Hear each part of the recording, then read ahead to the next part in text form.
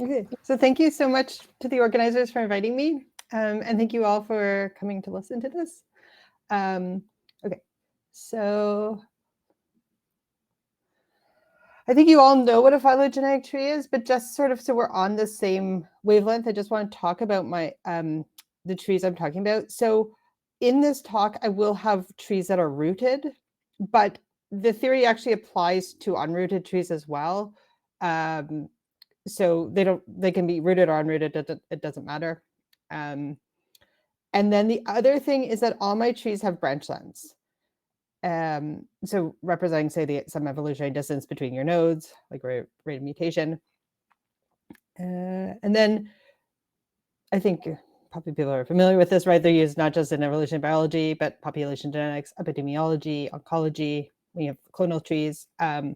And then the space or variations of the space have also been used for medical imaging for looking at images of lung airways and analyzing them in some previous work I've done. So now we're going to think about the trees, I guess, mathematically. So what I have here is for my tree, it's got both the tree shape, so that's basically how it branches, or tree topology. And then it also has edge lengths. So the edge lengths themselves are Euclidean, right? They're just numbers. You could put them in a vector, but the tree shape is not. So the space is sort of a way to deal with the non-Euclideanness of the tree shape and sort of encapsulate that somehow, while also having the Euclidean data on the edge lengths on the branch lengths. Okay. We are going to fix n to be the number of taxa. There has been a little work, including some recent work by student at University of Washington on spaces with different numbers, like sort of extending this to trees with different numbers of leaves. But for this talk, we'll fix the number of leaves. And then we want to look at a geometric space, so where each of these points is one of these metric rooted trees with n leaves. So the space I'm going to look at, and I'm not going to claim this is like the only way to look at that kind of data, but this is what we'll focus on in the talk. I think this is the most famous such space, is the Billera-Holmes-Vogtmann, or BHV tree space. It was constructed by Billera-Holmes-Vogtmann in 2001. And it's a continuous space, and each point is a different metric tree on n leaves. And it does include both sort of binary trees and non-binary trees, so degenerate trees. So I'm first going to just explain this space, and then we'll look at two different applications of it. So the fundamental idea of how it's constructed is based on splits, right? So let me just review it. I'm sure a lot of you are familiar with these. Each tree edge induces a split of the leaves into two parts, right? That you have so like this edge here, E3, has A and B are leaves below it, and then above it we have C, D, E, and the root 0. And I'm going to use this notation with just a line between the two parts, just to kind of have it like as condensed notation. And so one way you can think of the tree space, and this is really just a conceptual way to think of it. It's not how we program it. It's not, and I'll give another conceptual way to think about it too, but just one way is to think of each tree as a vector, where each coordinate is a possible split. So I have here all my splits corresponding to the leaf edge lengths, right? So this is a split of A, split off from this of the tree. And then I would have 10 other splits here that are for the interior edges. And you'll notice that a lot of them are going to be 0, right? Because this tree only has 2 interior edges. It has AB split off from everything else and CD split off from everything else. And it has length 2 for both of them. So we put a 2 in those 2 positions, and then all the remaining splits that could be interior edges are all 0. And then this tree that has, so it has the same AB split also too, but instead of the CD split, it has ABC. So I would have a 0 where the CD split was, and where the ABC split is, I would have a 2. Okay. So this is just one conceptual way to think about it, is that you can put Now these are quite large vectors, right? They're kind of they grow exponentially in size as n increases. But it's one way to think about the space. Now we don't have all those vector. Sorry, let me now explain why it's not Euclidean space, because you might be thinking, well, we've got trees of vectors, it should be Euclidean. But we have this idea of split compatibility, right? That and we say a split is compatible with another split if there's some tree they can both exist in, right?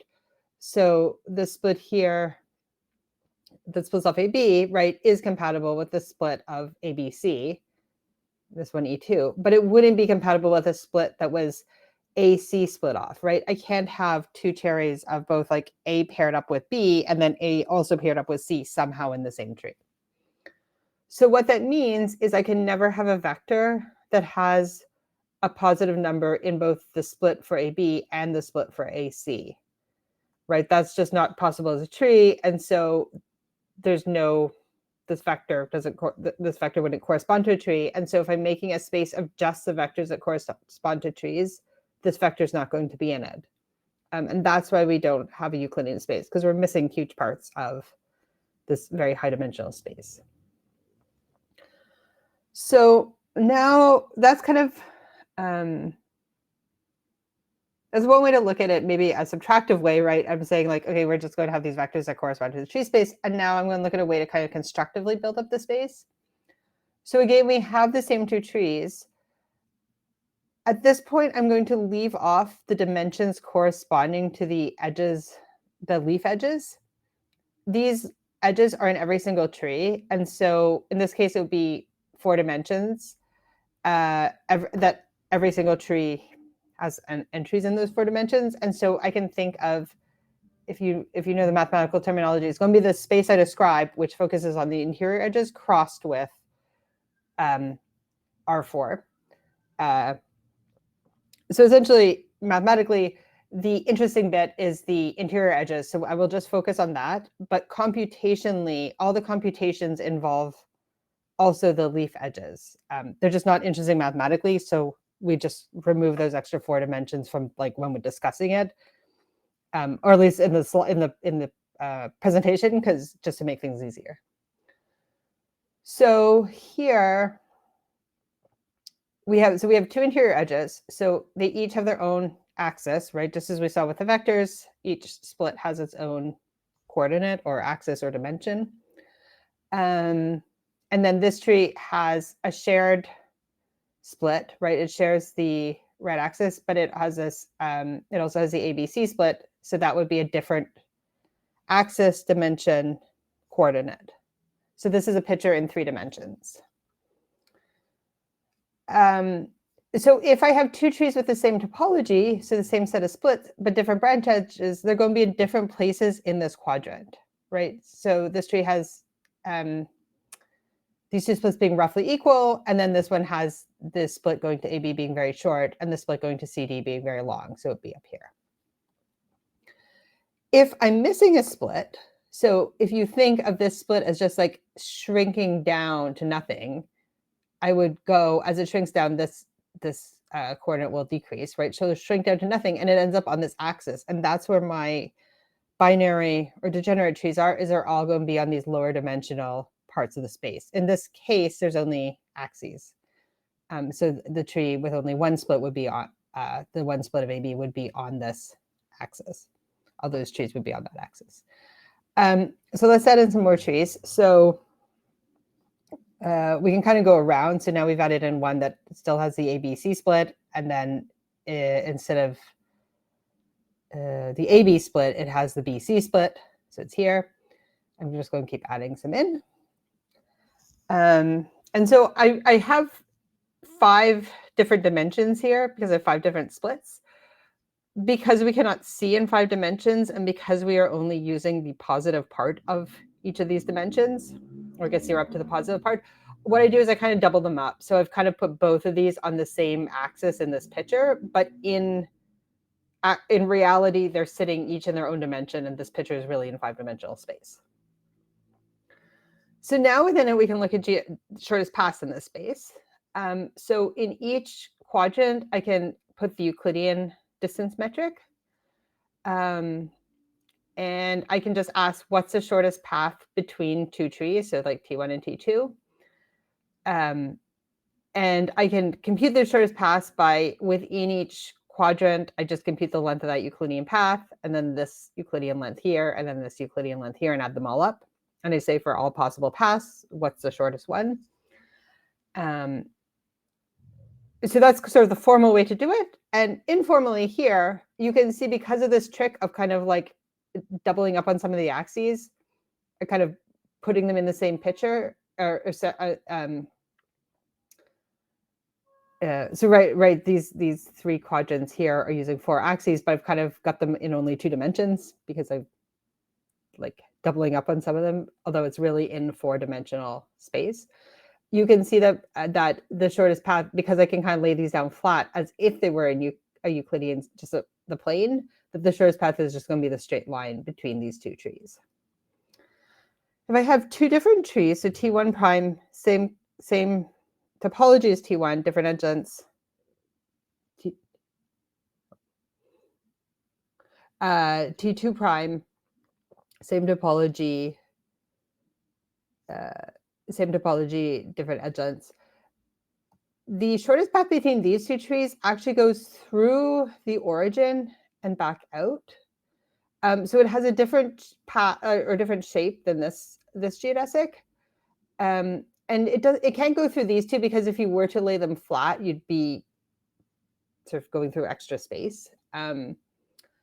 So what this means is that the geodesics do depend on not just the topology of the trees, but also the edge lengths in the trees. And so this space is taking into account both the topology and the edge lengths in sort of a holistic manner.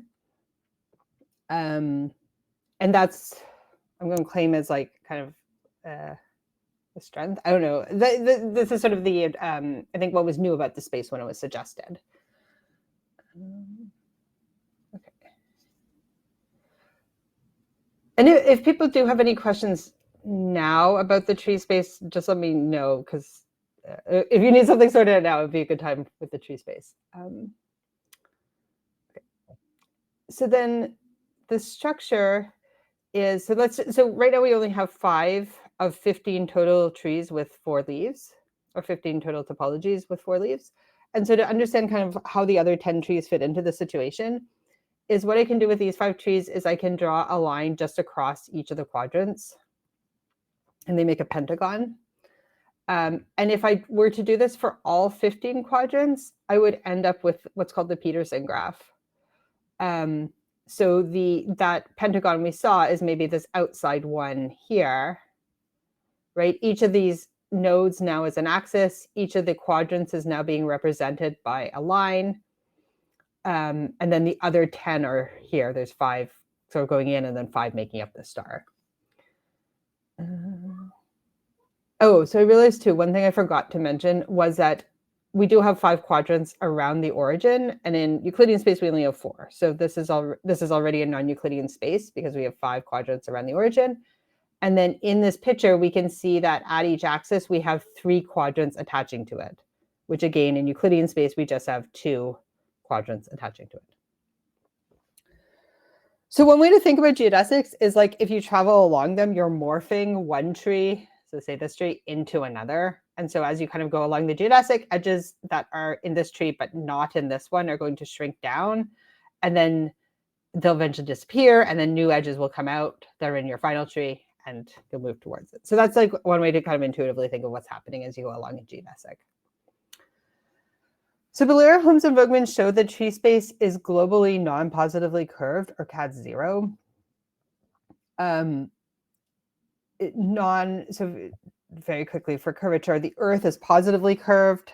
Euclidean space that is just is flat, has 0 curvature, and then non-positively curved would be like hyperbolic space, or like a piece of kale where it's kind of got extra space for or extra space in comparison to Euclidean space. What this implies is that there are unique shortest paths, or geodesics, and then also that the Fauché mean, which I will talk about in a bit, which is a sum of squares minimizer, is also unique. So there's kind of these uniqueness properties that we have in Euclidean space that we get also in this tree space because it's cat 0. The BHV distance is just the length of the shortest path between the two trees. And in 2011, Scott Proven and I showed that it can be computed in polynomial time. The distance is if you decompose the trees, so you have your two trees and any common edges, you sort of can pull them out and get these like subtrees. And the algorithm is if m is the number of leaves in the largest of the subtrees, then it's m cubed. It's kind of the main algorithm for each subtree. And then you've got an extra n over here to put them all together. I will say it's possible this algorithm can be improved on, but I have not looked into it extensively. Okay, so let's go through I want to do 2 applications today. So one of them is to mean invariance, and partly this is to show that this space, sort of validate this space as something useful to biologists. Okay, so you can define the mean invariance in this tree space. And essentially, in the trick with this tree space is that because we have a fast way to compute distances, or at least fast for actual biological trees, because of this decomposition that they have. I mean, just because often if you're comparing trees, they have many edges in common.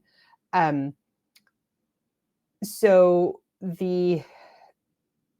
what we've been able to do with this space is any statistical method you can reframe as, or like compute using only distances in Euclidean space, or reframe kind of as a distance setup in Euclidean space, we can push over to tree space and see if it works.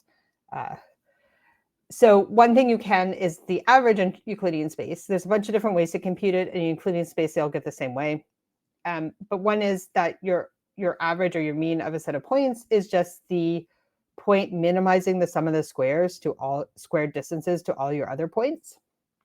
And that we can set up in tree space, right? So this is called that interpretation of it is called the Frechet mean. And it's well known in like with Riemannian manifolds, it's like coming sort of from there. Is that what I can do is I can look at, if I have a set of trees X, I'm looking for the tree that minimizes the square distance, so squared geodesic distance or squared BHV distance to all of those trees. And I can put a weight in them if I want to. And then the variance is going to be that minimized sum of squares. And this is computable. I'll show you in a minute the algorithm based on like this law of large numbers that was proven by Sturm in 2003 and then adapted into an algorithm by Ezra Miller, Scott Proven and I, and also by Miroslav Bacek, who went beyond what we did in terms of like generalizing it to some other cases like the median. So this is the algorithm for that will convert for approximating these Frechet mean trees, or it'll converge to it. So if these are your trees down here, then at random you pick a tree, and that's your first estimation of the mean. Then you pick another tree randomly with replacement. So say T2. You find the shortest path between them. You find the tree halfway along that path, and that is your second approximation of the mean. Then you find another tree at random, pick another tree at random, go from your last approximation of the mean to this tree, so find the geodesic between them, and go 1/3 the way along it. And that's your third approximation of the mean. And then you just keep repeating this. So pick another tree at random, find the geodesic from your last mean approximation to that tree, go 1/4 the way along it. That's your next mean approximation. Pick your next tree. So for example, I'm sampling with a replacement, so I'll pick trees more than once. Geodesic, go 1/5 the way along it now, and you keep going. And so Sturm proved that this algorithm would converge to if you run it to infinity, will converge to the mean tree. So in practice, of course, you just stop it. It seems to give good results. We don't really have a lot of provable results on it, except that it just seems to in practice. The biggest downside is because it's an approximation algorithm, you never will land on the origin, even if that was the true mean. So there's a bit of a problem there with like sort of, and maybe I'll come to this in a second. Okay, so the caveat is that this mean is sticky. So just looking at a very small tree space, so tree space with 3 leaves, so just one interior edge. If all the trees have that edge's length x, the mean is going to be at the origin. Now in Euclidean space, if you have a bunch of points and you have the mean, and then you wiggle one of those points, your mean will also wiggle. Maybe not by very much, but like it will wiggle. In this space, I can move one of these points. I can start moving it up. So say I move it up just a little by epsilon, and my mean will still stay at the origin. The mean will not move because I have these other 2 points kind of pulling it down. And the mean has, oh no, I don't have where it goes up to. The mean has to go up to 2x before it will start to move off. So once it's at 2x plus epsilon, then it would start to move off here. So this is kind of like, this was discovered very early on when we started looking at means on this space. And there's been questions about, is this, how much of a problem is this? Like, this seems like maybe not something you want. Are all your means going to be like unresolved trees because they're going to be like at or near the origin? So that was kind of a big question that came up early with this space.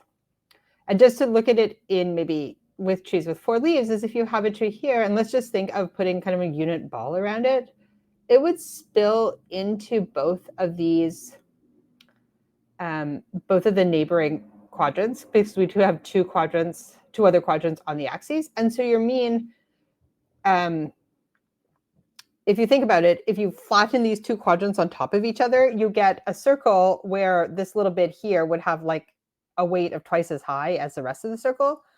And so your mean will be pulled in towards the axis a little. Okay. So again, the question is like, how much of a problem is this? So this is what this paper with Dan Brown was about. So we just wanted to see sort of what's actually happening with the Fichet mean and the variance in tree space. Is it usable? Is it not usable? How does it compare to existing measures of center? So we, again, I think this is probably, most of you probably know this, but just so we're all on the same page, right? There's a standard model of evolution as a continuous time Markov process, where the probability of mutation depends on the length of the edges. So it's suitable for our space, right? Because it's capturing, the edge lengths have meaning. And there are these like transition matrices you can build from this for this model. Okay, so using this model of evolution, we actually used, I want to say HYK, not Jukes Cantor. We used like 1 or 2 more, a slightly more complicated version than Jukes Cantor. So we took a tree, we simulated DNA sequences down it for a given seq-gen. From the DNA sequences, we computed the maximum likelihood tree. So you can compute the likelihood of a specific tree generated those sequences, right? So maximum likelihood tree, which we did with RexML. And you can also use a Bayesian approach to get a sample posterior distribution. And with maximum likelihood trees, right, you can resample the sequences.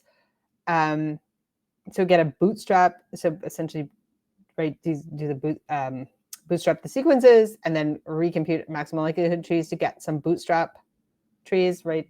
This is often done to try and understand what variation there is. So we also did it here. And so our setup is that our reference tree was this tree of mammals from Murphy et al., I think from 2001. We used, GGR model, sorry, with seq-gen to simulate DNA sequences of different sizes. So we have 10 replicates of 500 base pairs, 10 of 1,000, 10 of 1,500, all the way up to 10 of 4,000. And then for each set replicate of simulated DNA sequences, we ran RexML with the bootstrap and got 1,000 bootstrap trees. And we ran Mr. Bayes and got 1,000 trees sampled from the posterior distribution.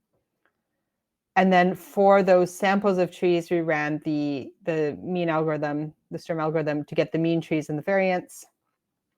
And we also had other existing measures, other measures of center, right? So often with the boot, if you're running a maximum likelihood estimation, you have your maximum likelihood tree, and that's kind of your estimate. I guess maybe not necessarily of center, but like that's the sort of I mean of center in some ways of thinking of it.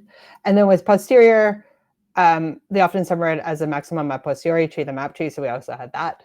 Now that one doesn't have edge lengths, but you can still, that's fine. You still get a tree. So just if you want to see sort of what the situation is like this was just, this was the first replicate of 4,000, the 4,000 base pairs. And you can see all the bootstrap trees are kind of clustered. This is not all the bootstrap trees. It's a sample of them. All the posterior trees are clustered. We have our original tree, which I refer to as a reference tree. We have our posterior mean. So this was the Fréchet mean calculated for the posterior trees. We have our bootstrap mean, the Fréchet mean calculated for the bootstrap trees, and then we also have our maximum likelihood with the triangle here. Oops.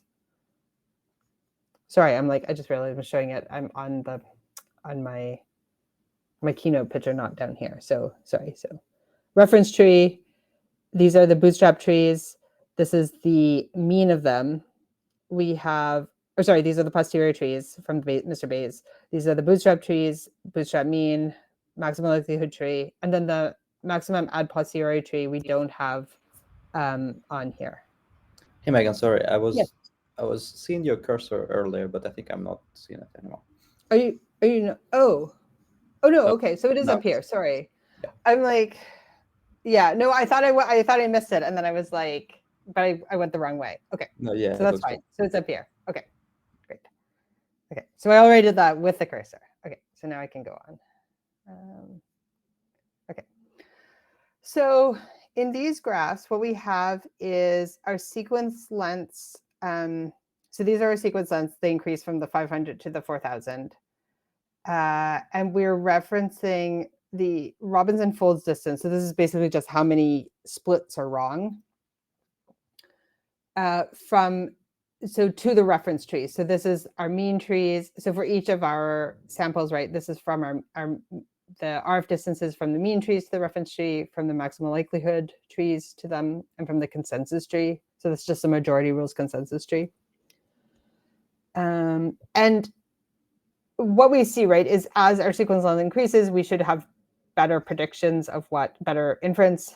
And so we do see it's declining. But what's important is that our distances of our mean tree to our reference trees are not that much different. They're roughly the same, right, as from the maximum likelihood trees or the consensus trees. This is for the bootstrap, and same with the Bayesian samples. Is that again, the distances of the mean trees to the reference trees are similar to those from the map tree or from the consensus tree. Okay, so it's sort of behaving in a similar way to existing measures of center that we already have. When we look at variance, it wasn't really clear how, like, there doesn't seem to be already a great measure of variance. What people maybe want to do, if you want to try and say in your trees how much variance there is, you can maybe look at, and maybe I may, by the way, be missing something too. So I would actually be very interested if anyone does know of a sort of a like widely used measure of variance I was missing. But what it seemed is people tend to look at number of different topologies in a sample, number of different splits in a sample. This was proposed by Susan Holmes, was to look at the sum of the squared distances between the trees. So for every tree, you compute the distance from it to all other trees. You square all those distances and add them up. So again, as our sequence length decreases, this is the number of different topologies in our samples. We see it decreases, right? Like as we get more data, we're getting better estimates of the original tree from it. But there is quite a lot of variation. Here, these are the number of different topologies between for the bootstrap in pink and then the posterior in blue. If you look at the number of different splits, again, we see as the number of sequences increases that the number of different splits decreases, and it does get a little tighter in terms of less variance. And then we look at something like sum of square distances, and this is much, much better in terms of the variance. And this is kind of what we want, right? Is that you want different samples for, you somehow want the variance to be representing how much variation there is in a sample. And if you have a sample, like say a bootstrap sample from different bootstrap samples from the same original tree, you would want the amount of variation, like the number that comes up when you're trying to describe the amount of variation in the sample, you want them to be pretty tight. Like you really don't want this situation where there's a huge range in how many different topologies showed up if you're trying to describe the amount of variance in your like sort of as a number representing how much variation there is. So this is like a bit better in that like these differences now are very tight. And then this is for the Frechet variance. So that minimized value when we computed the Frechet mean. Now these two plots look very similar, and I had to double check when I initially ran them that they are not, like I didn't just make a mistake, but there's some slight differences between them. So you might say, well, why should I use the Frechet variance over the sum of squared distances? And it's because this is actually can be computed faster. The sum of the squared distances, if you have n trees, then sum of squared distances is going to be, you're going to have to do n squared distance computations. Versus with Frechet variance, you can often get a good number. If you have a lot of trees, you can get a good value. You don't have to run it like n squared. You don't have to run this for n squared times often. So basically, this is usually faster than the sum of the squared distances, but they're basically comparable results. So that was a really, so I would argue that the Frechet variance, if you're trying to somehow summarize the variance in a set of trees, this is a really great way to do it. It's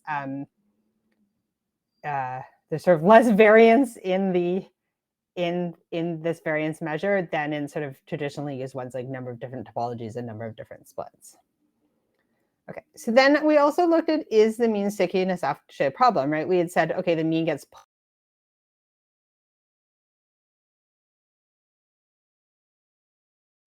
Hey, Megan, you somehow got muted.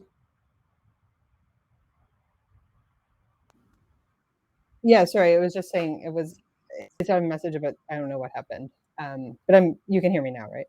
I can hear you now. Yeah, okay. Thanks. It was just this slide, right? So, okay, so yeah, so we also looked at the mean stickiness, right? We had said, okay, the mean's getting pulled in towards the origin. And people were saying, oh, this might be a problem. But what we found is that I think before people sort of been, this is a problem in the theoretical sense, and so I think you could still concoct situations where this is a problem. If you look at, for example,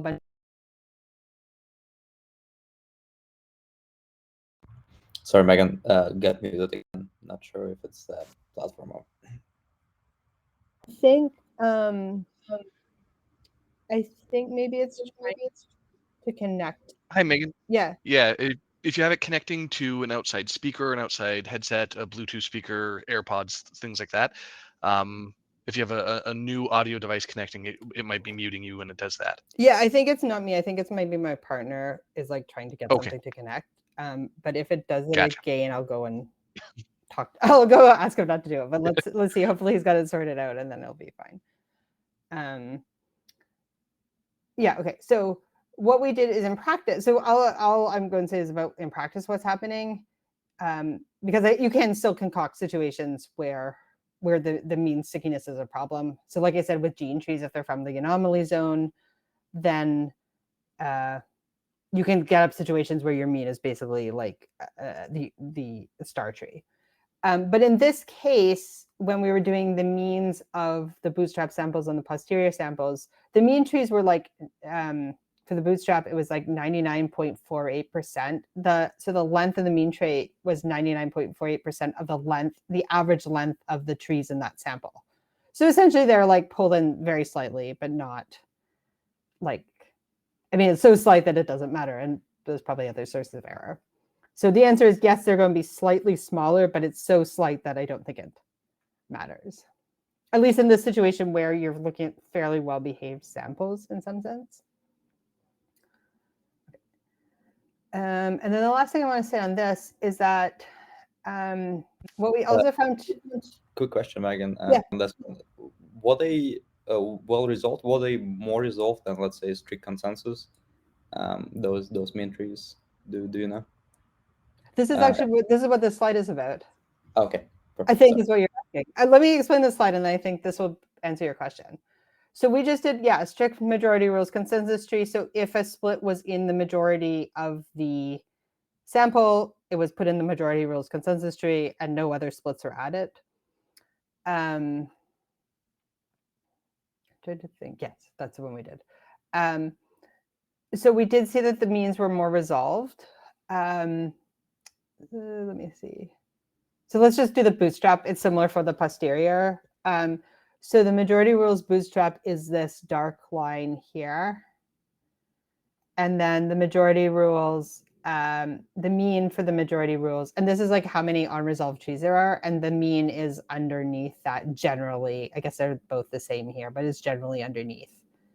And same with the dashed line and the blue liner for the bootstrap. Again, there's some places where they're the same, but generally the mean is more resolved than the majority rules consensus tree.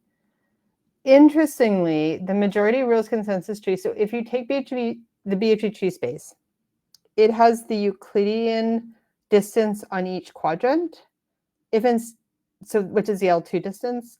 If you put the L1 distance on, the Manhattan distance, so you're only allowed to travel parallel to axes, then the majority rules consensus tree is a median in that space. So there is actually some connection of the majority rules consensus tree to sort of a tree space, if you want to think of it that way. I believe you can go further and say something about it explaining this slightly, but I do not remember the exact details, so I don't want to get into that. Yeah. So Lexi, hopefully that answered your question. If not, let me know. No, yeah, perfect. That was literally very on the slide. Yeah. Okay, great. Not comprehensive, yeah. Thanks.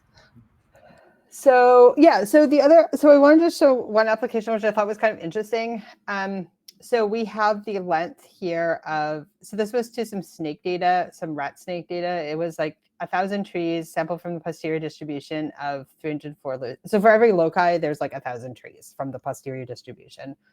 For running, I believe, Mr. Bayes to reconstructed. If you look at the length of the, I believe this is the average length for those, so each point is representing one loci. This is the average length, I believe, for the 1,000 trees. And then the y-axis is a standard deviation, so just the variance squared. And the only reason I have the variance squared is because then I get more of a straight line with the standard deviation. So for those 1,000 trees, what's the standard deviation? I guess the Frichet standard deviation. And what you can see is there is generally a straight line, but there are trees that are like off the line that would be like outliers. And if we looked at one of them, I think these two that are crosses are similar. If you look at, so this is just a sample of the 1,000 trees, it's not all 1,000, and you do it like an MDS of one-dimensional scaling of them to try and visualize what's happening, you see that basically there's two bits. There's one group that's all bunched together and the one that's more spread out. And when you look at this paper, for these 1,000 trees, they were running, to get the posterior distributions, they were running two chains when they ran Mr. Bayes, and they just were combining 500 trees from each chain. And basically one of the chains, I guess, got stuck. The trees are very small, so I'm not quite sure what happened, if it got stuck or what all happened. And then the other one is kind of like normal. And so this is sort of an application of like the variance, these sets that had this weird, not weird, but like a variance that stood out, ended up corresponding to kind of a problem when running a problem with the convergence with Mr. Bayes. So I thought that was really neat that it was like a very true application, I think. Okay. And there's been other statistics on BHV tree space. This is probably, honestly, I don't think it's a complete list. But again, anything, if you can take anything, any statistical idea from Euclidean space and somehow frame it in terms of distances, you can port it over to tree space and try it out and see what happens. So the next application I want to talk to you about, which is more recent, is phylogenetic landscapes. And this is joint work with Tara Kodai and Peter Bierle. Tara is now a postdoc. She was a grad student when she did this work and is now a postdoc working with Peter at Florida State. But she is looking for postdoc opportunities. So she was the one who did all the coding for this. So all these figures are the result of her code for it. And the package is available on her GitHub, this PathTrees package.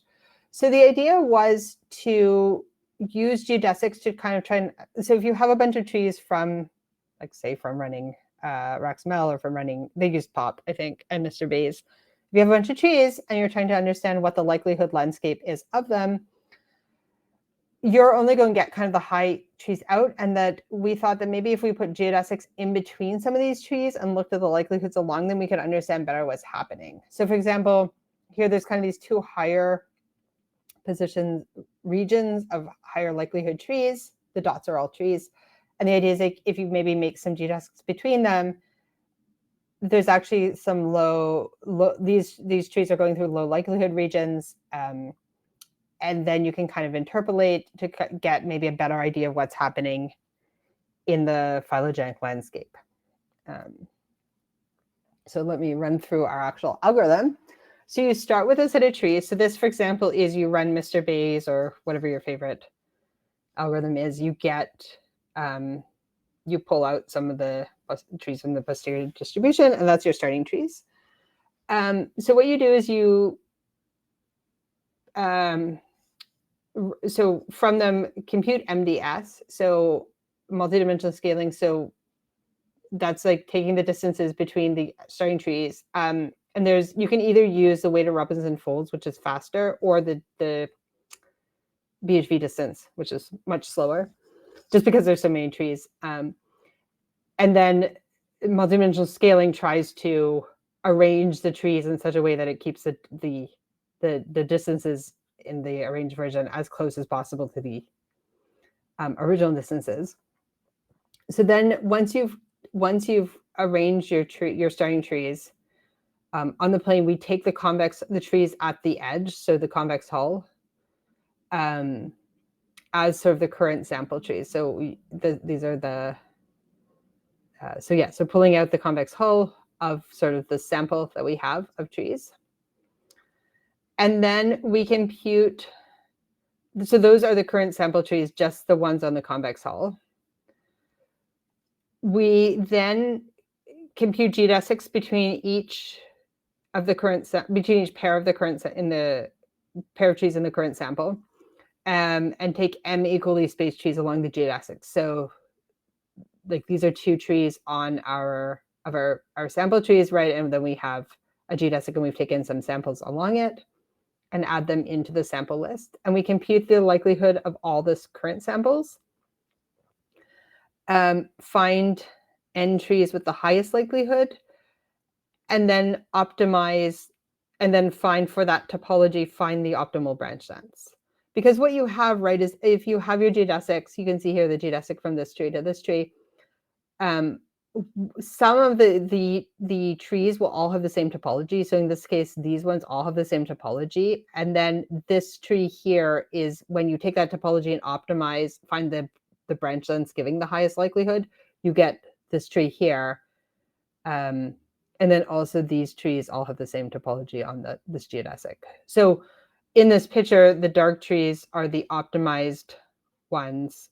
And then the lines are going to other trees with the same topology, but that have lower likelihoods.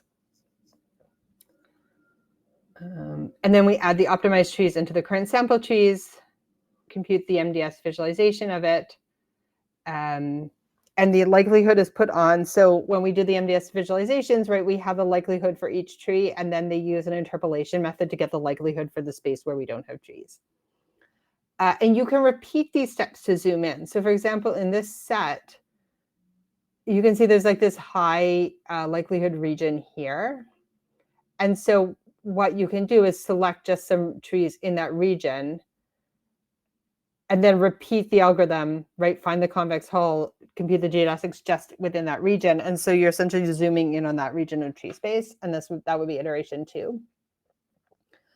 And you can plot existing trees. So we've actually plotted the best optimized tree we found is a square diamond here, but they were running pop to get for maximum likelihood. And that best tree from pop is here. So that's been passed. You can pass this in. Raxamel is over here. And then the optimized trees are in the bigger circles, and the original, this sort of sample trees are in the smaller circles. So when we zoom in, we see that there's still kind of this region in between, or this little pit in between. And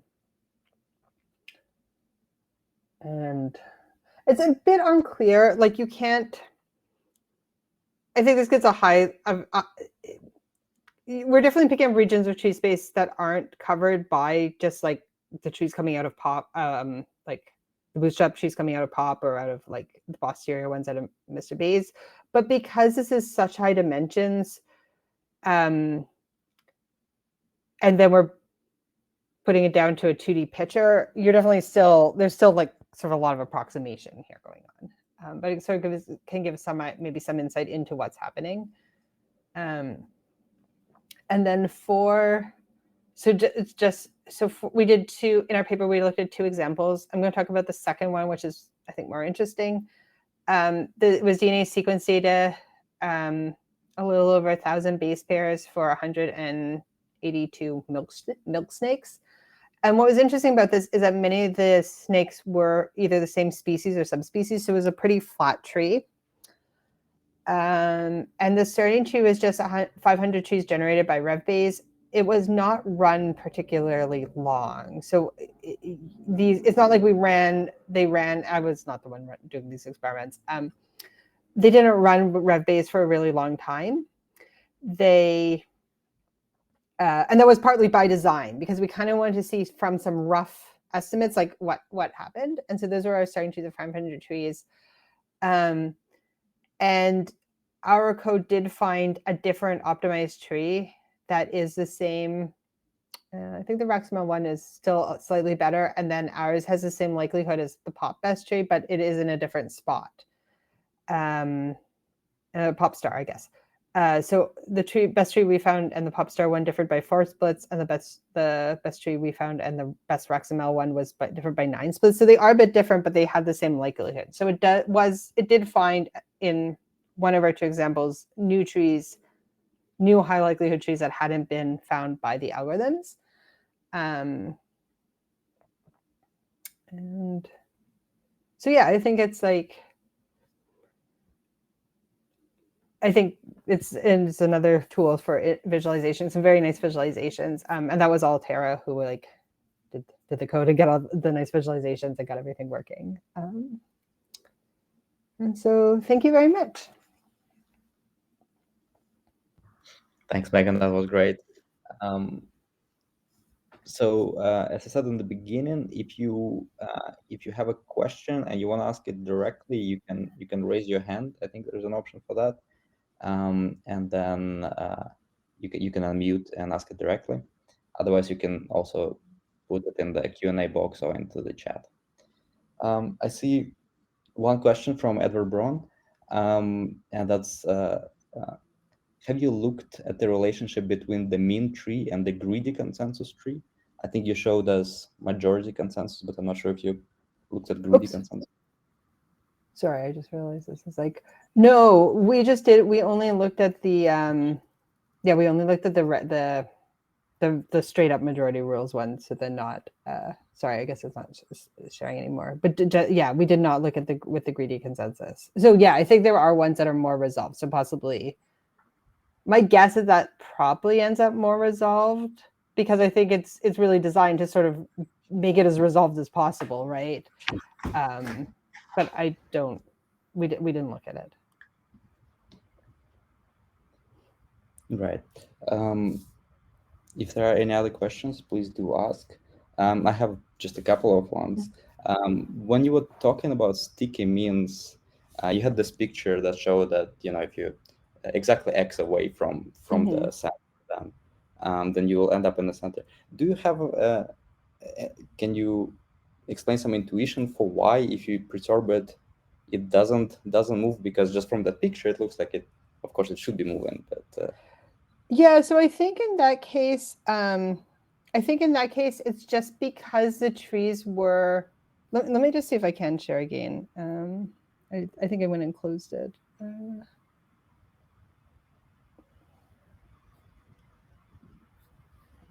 Okay, so in this case, so I think what's happening is that, I mean, you can think about it as like where the circle is, right? Like I've drawn this circle with the center fairly close to this axis and the circle overlapping it, right? But if my trees were, like if they had really long edge lines here, then I could be drawing a similar picture with the center of the circle here and the circle over here and not overlapping at all. Or I could have one that just overlaps a little. And so I think that's probably what's happening, is that there's enough edges that are sort of long enough and you're in enough and are sort of in common enough that it's like in a situation where it's not really this picture. It's a picture where the center is like over further and they're kind of only just overlapping, like the fringes maybe is my guess. So I sort of think because I have done it with, like, again, gene trees from the anomaly zones, really all different topologies, and there it is in this concept. Like it is a star tree. So I think it's just these are well-behaved biological trees. Right. Yeah, that makes sense. I have another question if nobody has anything else. You showed examples where you're looking at bootstrap trees and trees from Bayesian runs. Have you considered also not looking at kind of gene tree estimation, but looking at species tree estimation? So if you're in a super tree scenario where you have, estimated trees for different loci or for different genes, and then you're trying to kind of take the same kind of mean tree. It's kind of similar to what Astral or SVD quartets are doing. Have you looked at that, and if the mean tree there works well? Let me think. So you're saying the trees would have, like, I think because if your trees are missing, like part of the problem is if anything's any of the leaves are missing, you have a problem. And there is some work by, I want to say Maria Vazquez, like, who did some stuff with the spaces with missing leaves. But that's sort of the problem with adapting it. Like you can't just adapt it straight out of the box. You would have to somehow account for these missing, like, do that.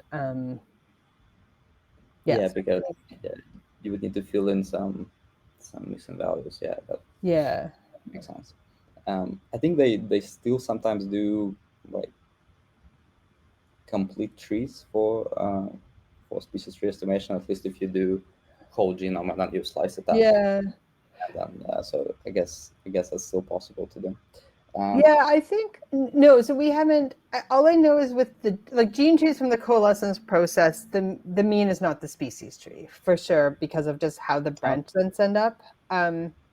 It's actually really easy to see. Is like because the gene trees always have, like, if you just think of just a first speciation, right? You have your speciation, but your genes are only going to coalesce like above it somewhere, and so when you average those gene trees, those legs will on average be longer than where the actual speciation happened.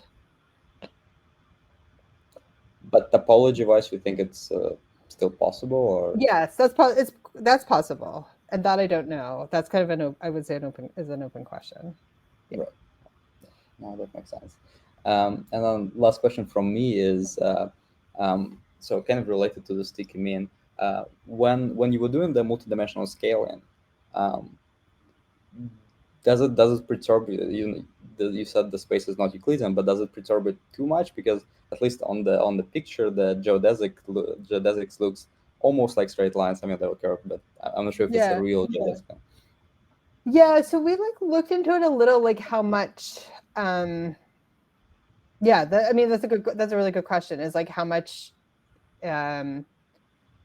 Is like if you had if you had a different bootstrap one, maybe you get a completely different picture.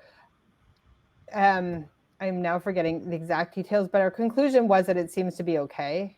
Like what we looked into, that there seems to be enough stability that it's coming up okay. But I think it's something, you have to kind of keep in the back of your mind that this could be a problem. And obviously this was just the scenarios we looked at.